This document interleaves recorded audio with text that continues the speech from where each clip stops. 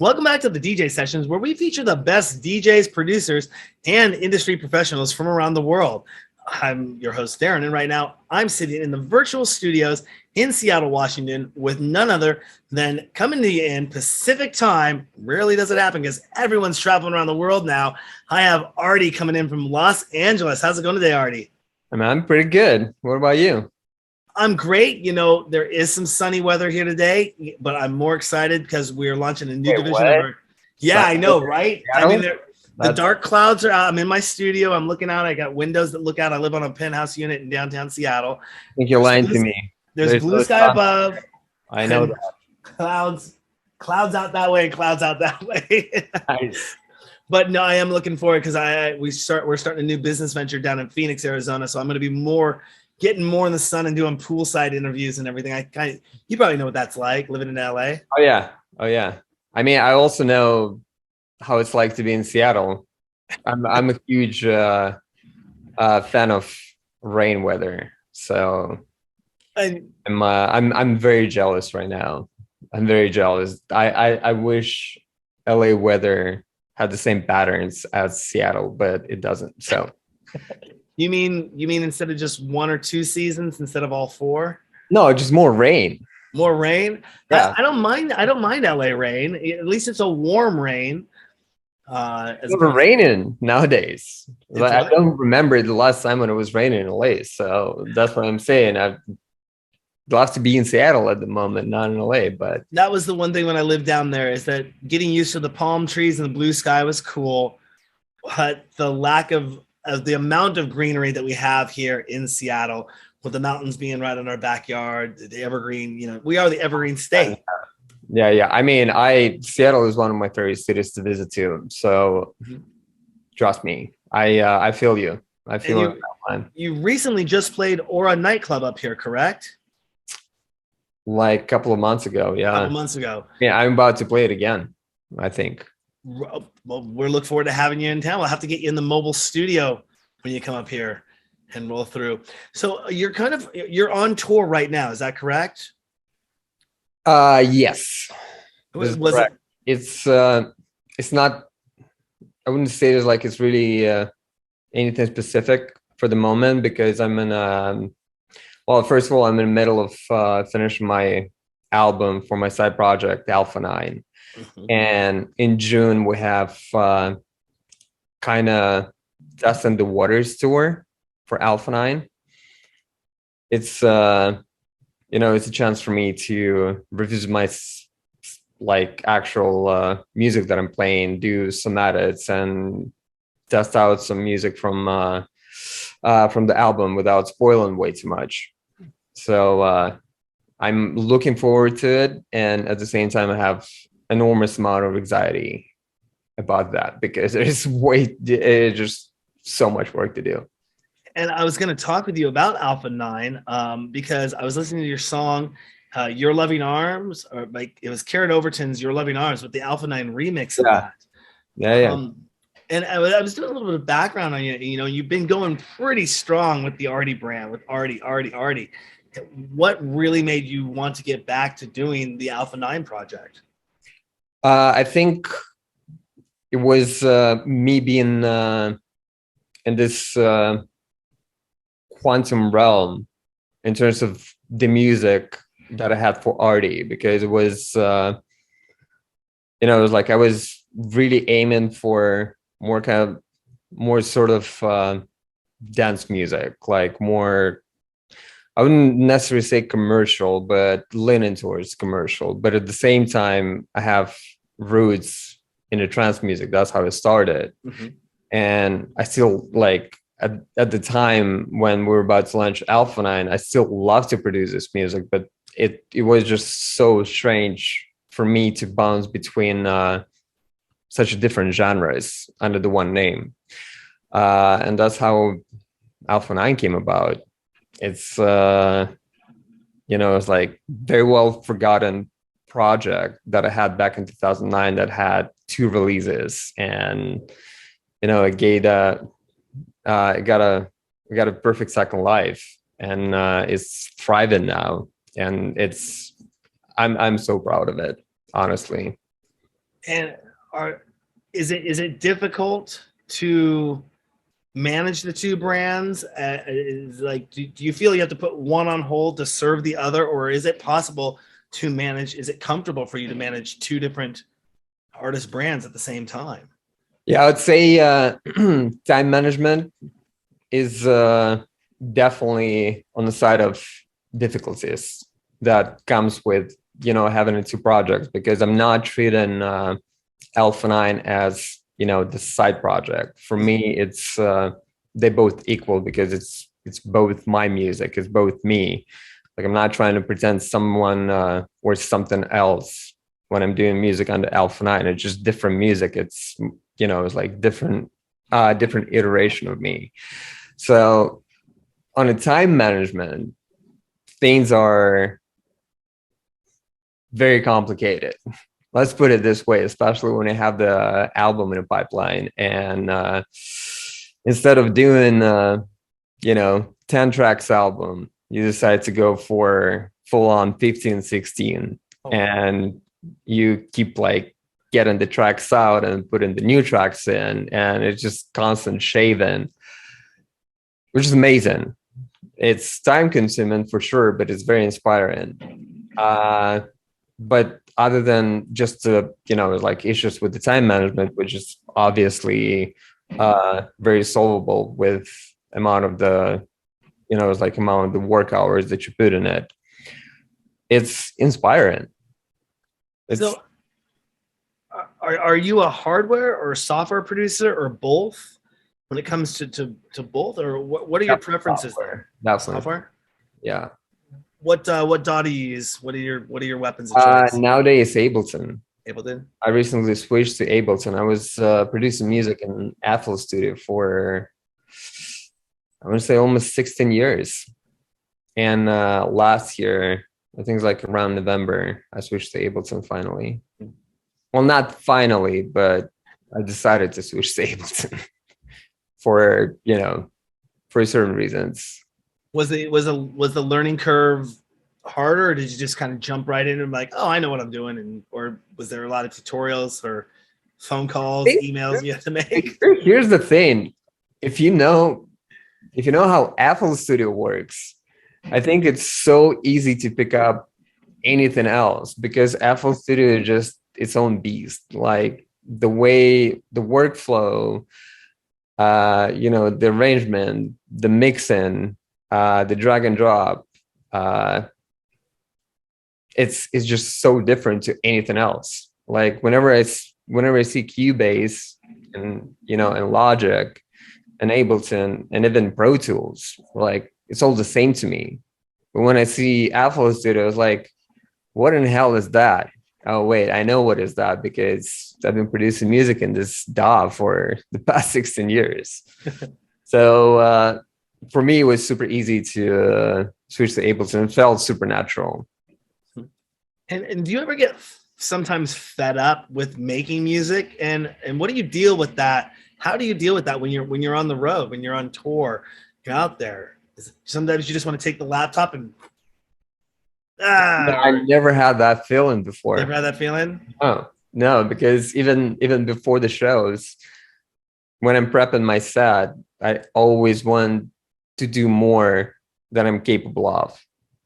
Like not only finishing up the demo so I can test it out in a live show, not only getting the mashup done, but just like revamp the entire thing. And my tour manager is so pissed all the time, because he's like, hey man, we gotta go. We have like 2 minutes. I was like, oh shit, I need to put the music on USBs right now. Sorry about that.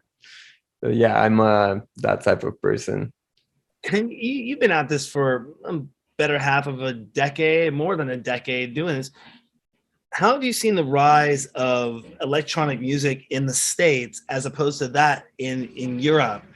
And the differences between the two? Do you feel there is a difference between the two markets? Yeah, absolutely, for sure. Europe, I don't want to put it in some sort of you know, gaps or frames. It's just very different market. Like I remember I was playing in Austria back in 2019, and it was like the hardcore music, not particularly like happy hardcore, but it was like more on the side of like heavier stuff, like 140 BPM side trance or just the side music. Extremely popular. It's like there was a DJ who's been playing before me, and the crowd was going nuts, and a DJ playing after me, and the crowd just blew up absolutely. Wow, I'm hearing this music for the first time in my life. So it's it's just different markets. People listen to different stuff. They see different DJs in their cities. They see different DJs in the countries that they visit to. So it is what it is. And Vegas has been for a few years described as the new Ibiza. Can you attest to that, or would you say, yeah? No, Vegas is Vegas, and it's amazing. Listen, I have a love and hate relationship with Vegas, but it's completely different vibe to Ibiza. Ibiza is just it's all about island, it's all about sunshine, it's all about good vibes in an evening time when you get out of your hotel and you go into to Ushuaia to either play or watch someone else playing around like 6 7 p.m.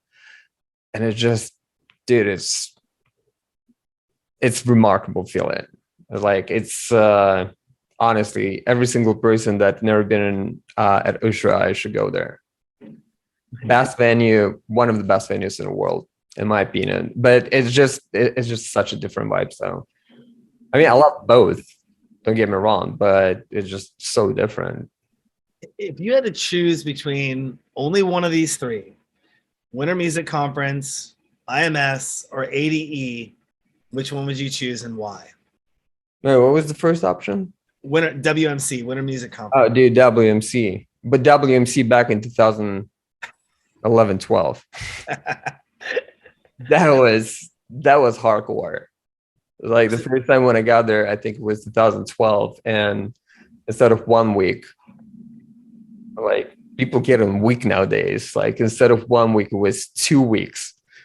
It was like basically like 3 weekends nonstop. People just partying, playing, and just keep pushing.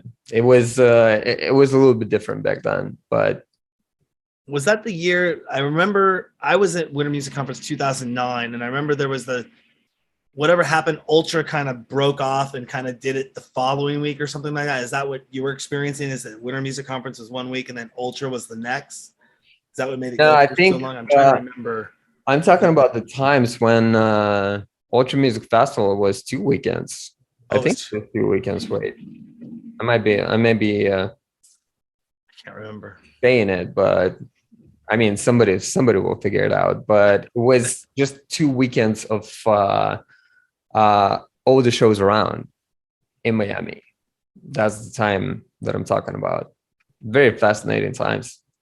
And when you're not producing on the road and you visit these far and foreign countries, do you get a time to take off and explore the culture in these countries? And if so, where is your favorite spot to go and why is it so memorable? Japan. I love the culture. I love people. I love architecture. I love food. I'm obsessed with pretty much everything that goes into Japan. Osaka was one of my favorite cities in the world. I mean, the same thing goes to Tokyo, but I think it was like 2 or 3 years ago. I went to Japan and I had a show in Osaka for the first time. And that's the reason why I just fell in love with this city. It's so amazing. I just love everything about it. So yeah, Japan for sure.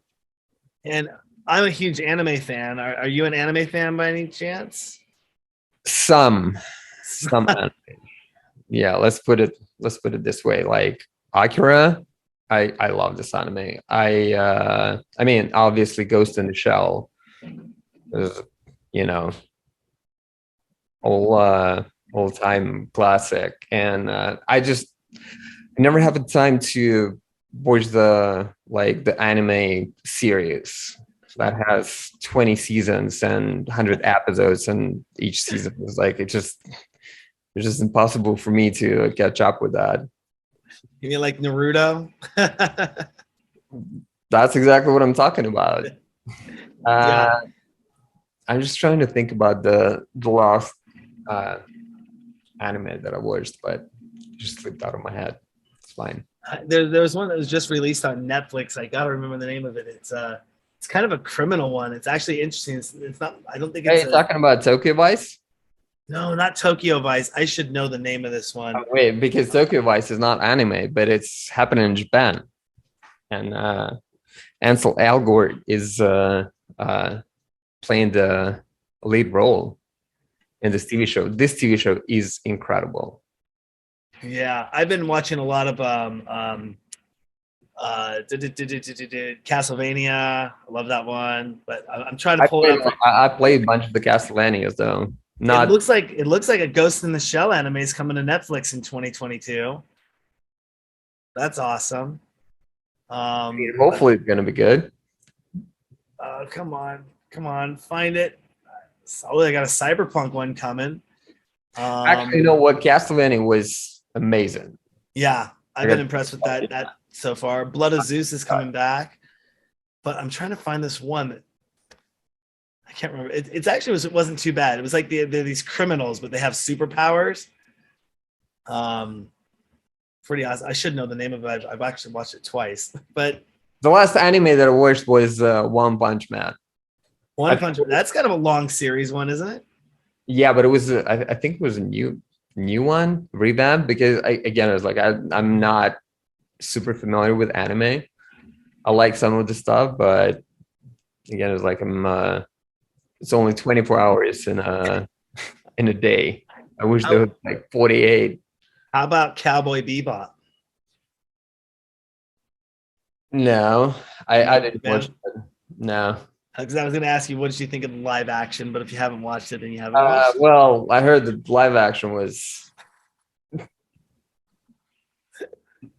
okay. Well, enough said, I guess. Well, Netflix isn't one of our sponsors, so you can be honest. I gave it a couple stars. Here's the thing: I didn't watch it. I just read the reviews, and that's about it. Mm-hmm. And I didn't bother watching it, I guess. Well, we'll go back to music and get off that. Yeah. Speaking of music, just recently you released a track, "So Good to Me," about a month ago. How has that been received? I think pretty good. Mm-hmm. People seem to really like it. It's again, mind you, it's a cover of the cover. So, like it's a cover of Chris Melanchuk's song, "So Good to Me." And then that song is the cover of Marvin Gaye's song. So it's quite a history. And I think it's just very cool to see, the progression from original song all the way up until that point. It's, it's like, and that's what we were trying to do, is just to capture the feeling of original song, but take it somewhere, somewhere else. Old school Aggressive House vibes. Does your typical fan pick up on that and know that it was a cover of a cover, or is that something that they kind of, once they explore it and they find out, or is that something that's marketed along with it? Well, here's the thing. I figured out that was a cover of the cover when I was doing mastering for this song. So that was like 2 months in me working on this song. I was like, well, this is the cover of that song. But then I think it was like I was on the phone with my friend, and we were talking about this song. He was like, well, are you aware that it's Marvin Gaye's cover, right? I was like, wait, what? What song? And he sent me the link on Spotify. I was like, oh my God, that's fascinating. Where's been one of the weirdest moments you've ever heard one of your own tracks play? Weirdest moments? Weirdest or a place you wouldn't think to hear your track play? Target. Target. Yeah. That was very strange.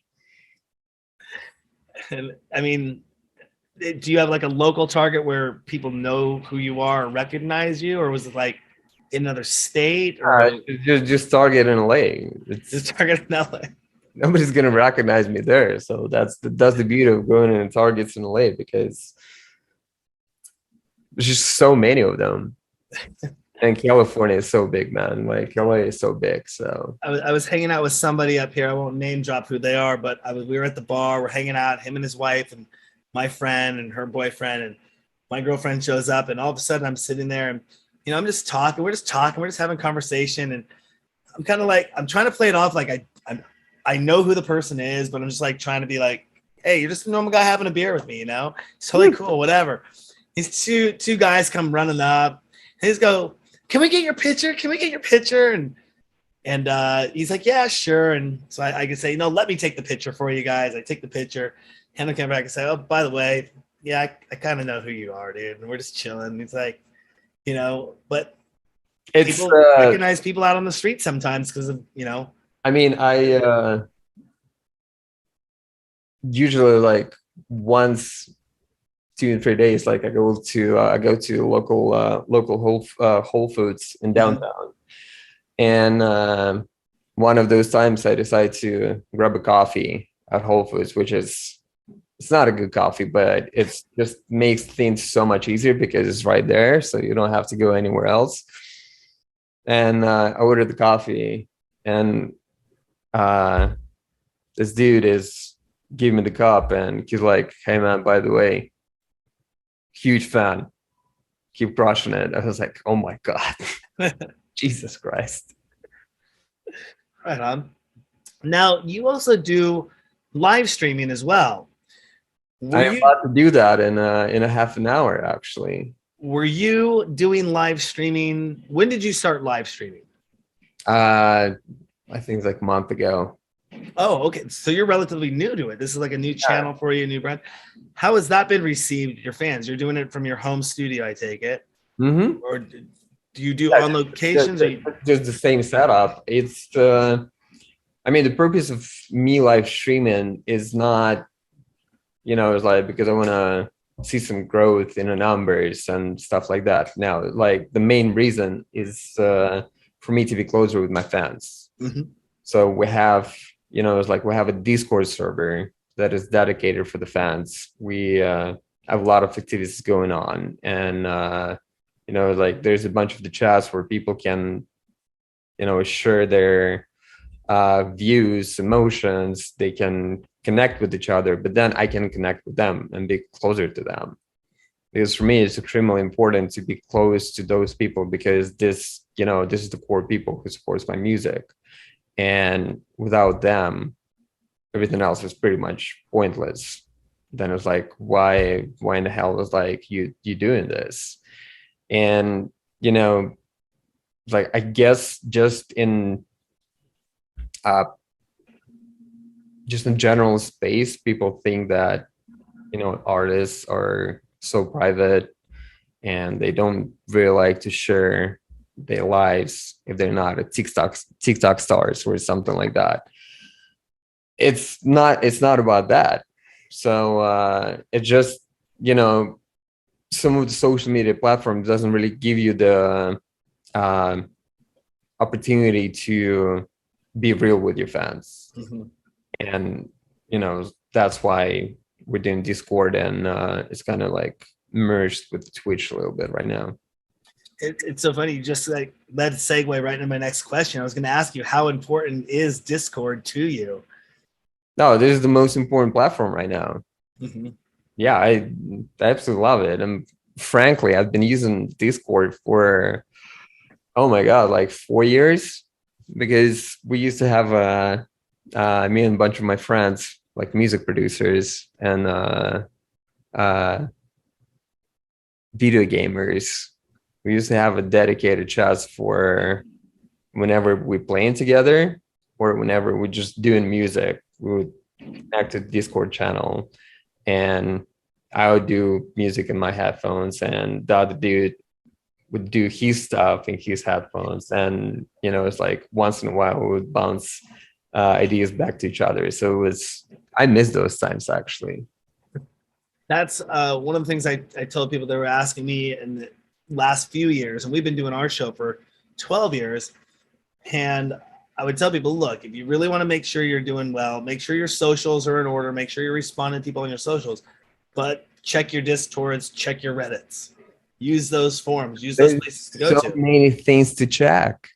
It can get overwhelming. Yeah, it's like you cannot do all of that stuff. Yeah. Like I'm trying to keep up with Instagram, doing stories at least once a week, but I can't even do that, because here's the thing: music production it's like music career is extremely time consuming. Let's just leave it there.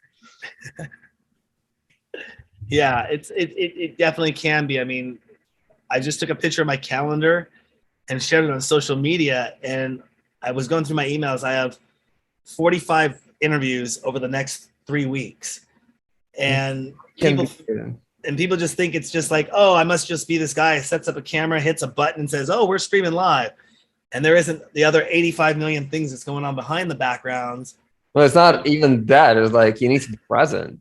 You need to engage. You need to ask the questions. You need to get ready for that. It's the same thing when people think it's like, oh, a DJ career is so easy. Like, guys, you have the easiest life in the entire world. It's like, hey man, I have a news for you. It's not. It's not. So with looking at using technology, live streaming, Discord, have you looked at doing anything in virtual reality, or been talking with anything looking at augmented reality? Nah. And I'll tell you why. When there was a pandemic moment, right, and a lot of DJs and artists, they went streaming. They were doing the virtual festivals, and I was part of a couple of them, and it was fun to do. But then I had a privilege of just working on my music, because I have one project and I have a second project, and music obligations needs to be fulfilled. And I would just keep working in the studio without trying, it's like going virtual and trying to do the live streaming and try to do the music on the webcam, which I still hate the idea about that. But the moment when pandemic ended and I went back on a tour, I was like, there's nothing is going to replace that feeling ever, because you are with the crowd. You feel them, they feel you. You can see the reaction on every single track that you're playing, what they like and what they don't like. And you have this bonding that you just cannot get virtually. So nothing is going to replace live performances, DJ live performances by far. Yeah, I was recently looking at your Instagram. You played Vancouver, BC. Is that correct? Recently? Do you remember the name of the club you were in? I don't remember that. What? Celebrities. Celebrities. I'm wondering if I used to go there or not. That's like the most famous club in Vancouver. It sounds so familiar. And I don't even think it's like there's other clubs in Vancouver, because whenever I play in Vancouver, if it's not a festival, that's like celebrities. Okay, it might have been around when I was younger. They may have come in and upgraded it and everything. But it looked like you were having a great time there. Do you prefer DJing at large scale festivals, or would you rather DJ at more like intimate clubs where it isn't? I don't care. I think there's a beauty in both. Mm-hmm. Like when you play in an intimate club and it's your show, and you can play longer and you can actually, tell the full story. because I really enjoy playing the sets where I can tell some sort of story, because there's a magic in it, so the people can actually journey with you through whatever you trying to tell them. I mean, if you're just trying to, hit hard, I mean, please, like, nobody's going to be against it, but there's a beauty in telling the stories in the live sets. And that's why I love intimate shows, because you can do that. But then you go in a festival and you have 1 hour to play and you have 40,000 people in front of you, and there's nothing you can do wrong.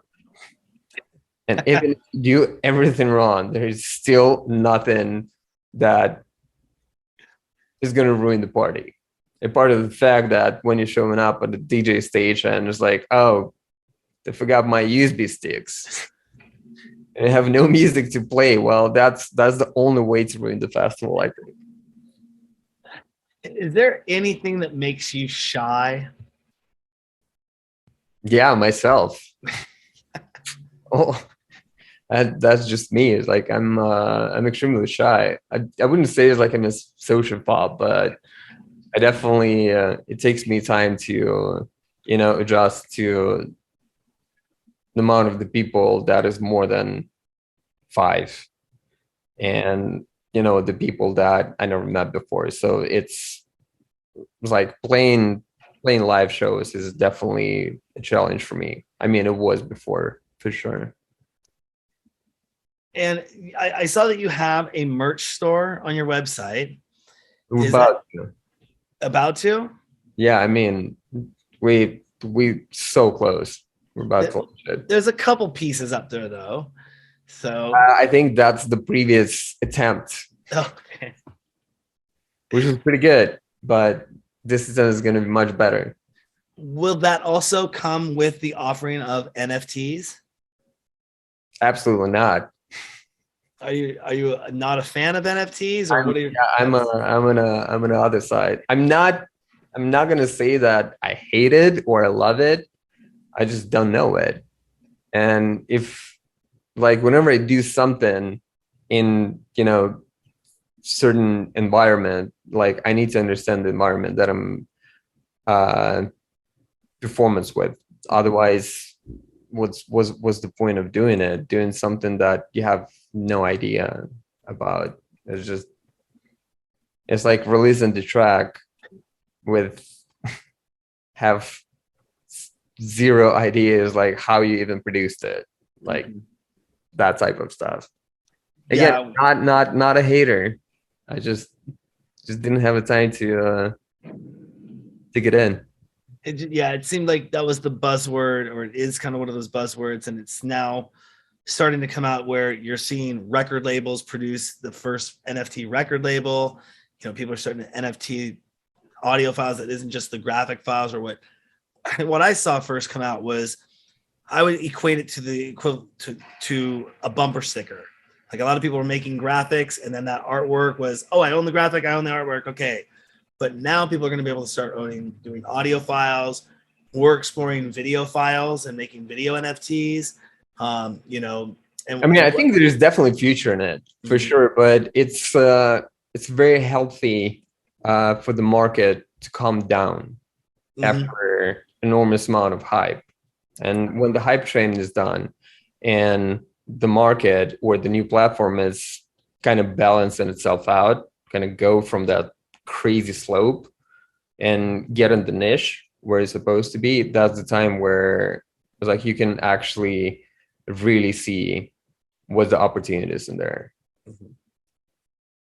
And talking about jumping over to a label conversation about record labels, what is the most important thing you think that record labels should be doing for their artists, and are they doing a good job with that? I mean, we should ask them.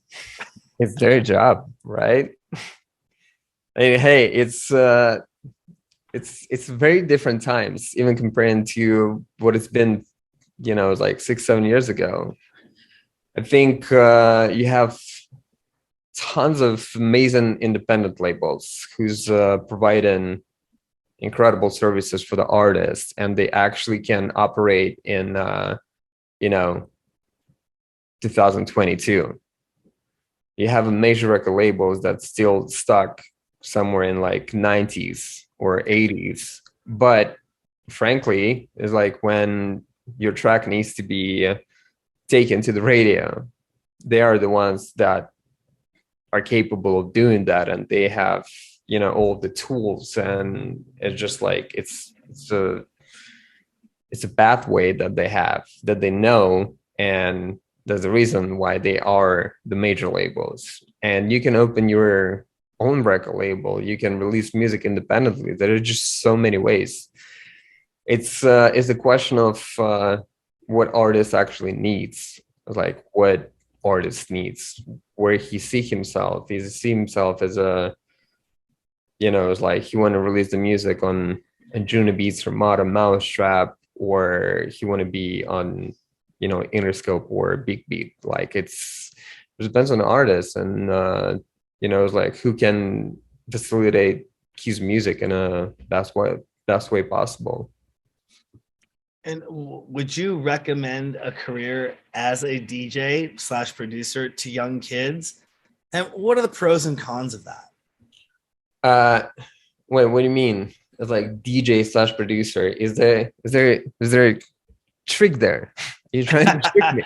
I guess a DJ or producer. Would you recommend it to young kids? I mean, from the musical creation standpoint, I could see it, going along with like band or choir in school. And a lot of, schools now have computers and they'll put the music software. They might have some sound engineering courses.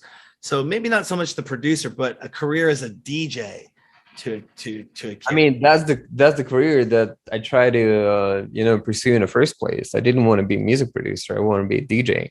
And I had 7 years in music school. I was like, I served my duties and I fulfilled it. And I got like all the A+ and stuff, but then I was just done with that.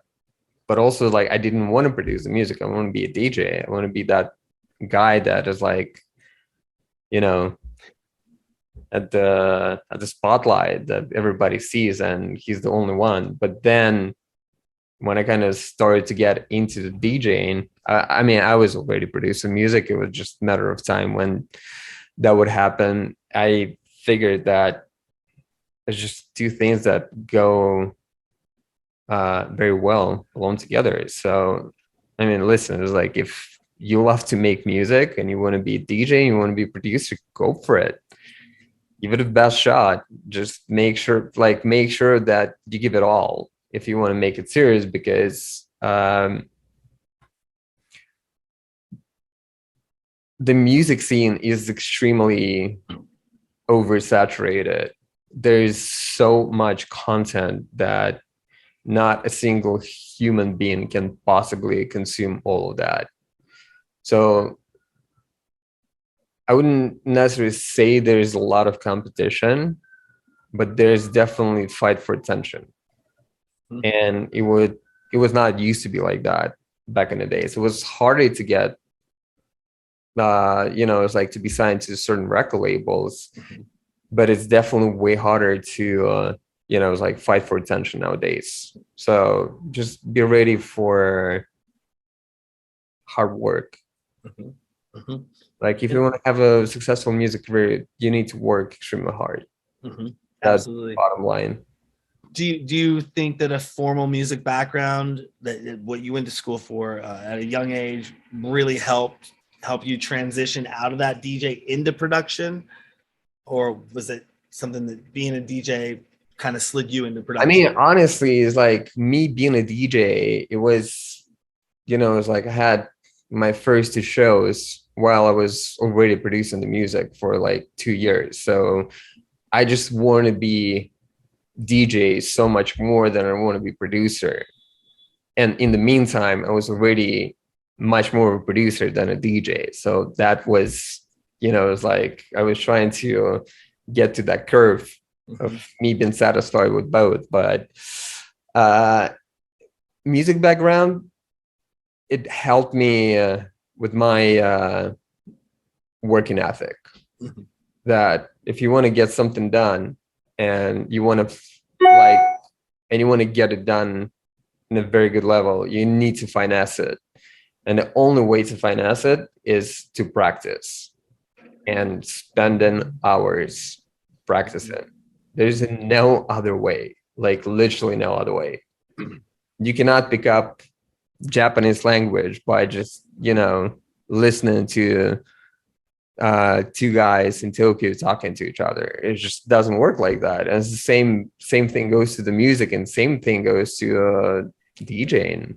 Mm-hmm. Do you feel that DJs have to be producers nowadays, or can a DJ just make it as a DJ?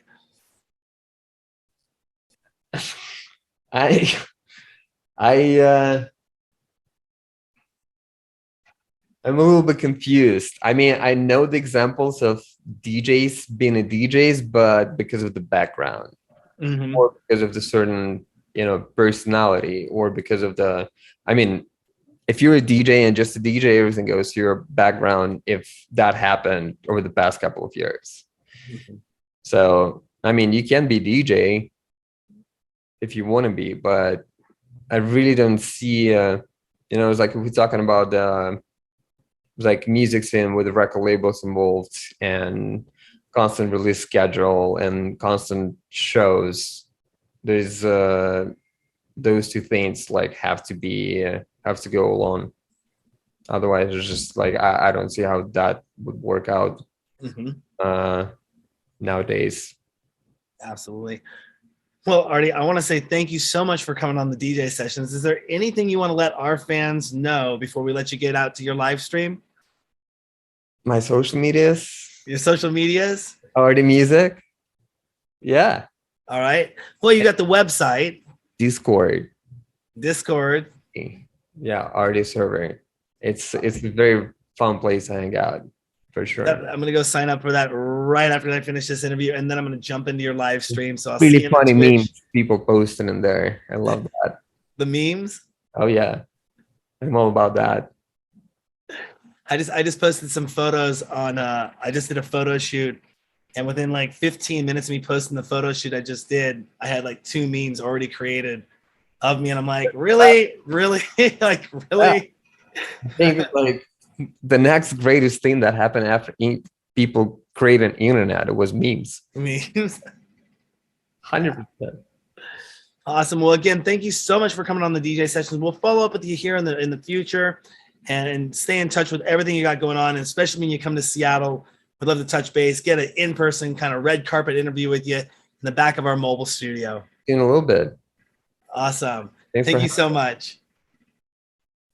And on that note, don't forget to go to our website, thedjsessions.com. Find us on Instagram, Twitter, TikTok, Facebook, everywhere, The DJ Sessions. This is Darren coming to you from Seattle, Washington for the virtual sessions with Artie all the way in from LA. And remember, on the DJ Sessions, the music never stops.